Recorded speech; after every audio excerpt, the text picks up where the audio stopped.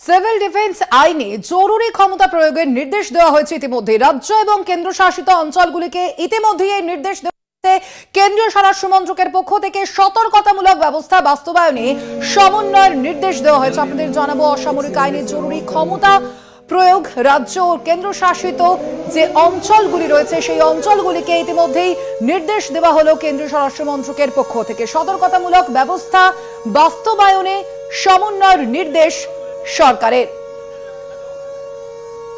জরুরি নির্দেশ কেন্দ্রীয় স্বরাষ্ট্র মন্ত্রকের। আপনাদের জানিয়ে রাখি, ভারত পাক যে যুদ্ধের আবহ, সেই যুদ্ধের আবহে এবার সিভিল ডিফেন্স আইনে জরুরি ক্ষমতা প্রয়োগের নির্দেশ দেওয়া হলো। রাজ্য ও কেন্দ্রশাসিত অঞ্চলগুলিকে নির্দেশ কেন্দ্রীয় স্বরাষ্ট্র মন্ত্রকের। সতর্কতামূলক ব্যবস্থা বাস্তবায়নে এই সমন্বয়ের নির্দেশ যথেষ্টই গুরুত্বপূর্ণ। কেন্দ্রশাসিত অঞ্চলগুলিকেও নির্দেশ দেওয়া হয়েছে। রাজ্য ও কেন্দ্রশাসিত অঞ্চলগুলিকে নির্দেশ দেওয়া হলো কেন্দ্রীয় স্বরাষ্ট্র মন্ত্রকের পক্ষ থেকে। আমরা দেখতে পাচ্ছি যে ভারত পাক যে যুদ্ধের যে সংঘাতের যে পরিস্থিতি, এই পরিস্থিতিতে এই নির্দেশ যথেষ্টই গুরুত্বপূর্ণ। কেন্দ্রশাসিত এবং রাজ্যের বিভিন্ন অঞ্চলগুলিকে বিভিন্ন রাজ্যকে নির্দেশ দেওয়া হয়েছে কেন্দ্রীয় স্বরাষ্ট্র মন্ত্রককে। কেন্দ্রীয় স্বরাষ্ট্র মন্ত্রকের এই নির্দেশ আমরা বিষয় বিস্তারিত জানবো। আমাদের সঙ্গে এই মুহূর্তে রয়েছেন বিশেষ প্রতিনিধি দীপ্তিমান ভট্টাচার্য। দীপ্তিমান দা, কি জানা যাচ্ছে এই বিষয়ে? ঠিক কি নির্দেশ দেওয়া হয়েছে এই বিষয়ে কেন্দ্রীয় স্বরাষ্ট্র মন্ত্রকের পক্ষ থেকে?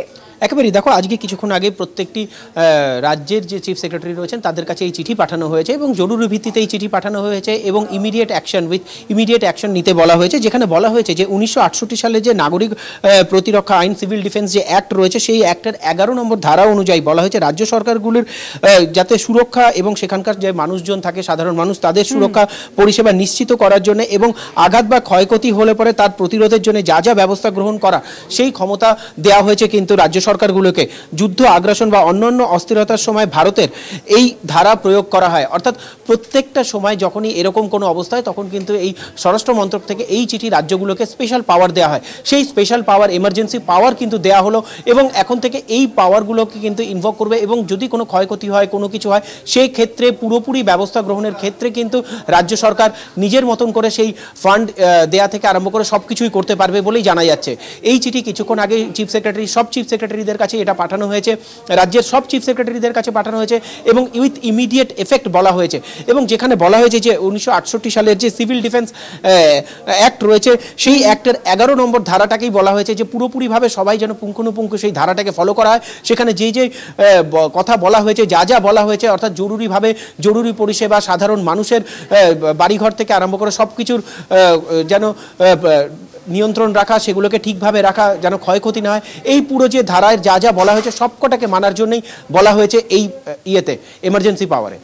একেবারেই আপাতত ধন্যবাদ তোমায়। আমরা কথা বলছিলাম, আমাদের সঙ্গে সরাসরি নিউজ রুম থেকে ছিলেন বিশেষ প্রতিনিধি দীপ্তিমান ভট্টাচার্য। সিভিল ডিফেন্স আইনে জরুরি ক্ষমতা প্রয়োগের নির্দেশ দেওয়া হয়েছে ইতিমধ্যেই কেন্দ্রীয় স্বরাষ্ট্র মন্ত্রকের পক্ষ থেকে এই নির্দেশ। রাজ্য এবং কেন্দ্রশাসিত অঞ্চলগুলিকে নির্দেশ দেওয়া হয়েছে এবং একই সঙ্গে এই নির্দেশ বিভিন্ন রাজ্যগুলিকেও দেওয়া হয়েছে ইতিমধ্যে কেন্দ্রীয় স্বরাষ্ট্র মন্ত্রকের পক্ষ থেকে। ভারত পাক যে যুদ্ধের আবহ, সেই যুদ্ধের আবহে এই নির্দেশ যথেষ্টই গুরুত্বপূর্ণ বলে মনে করা হচ্ছে।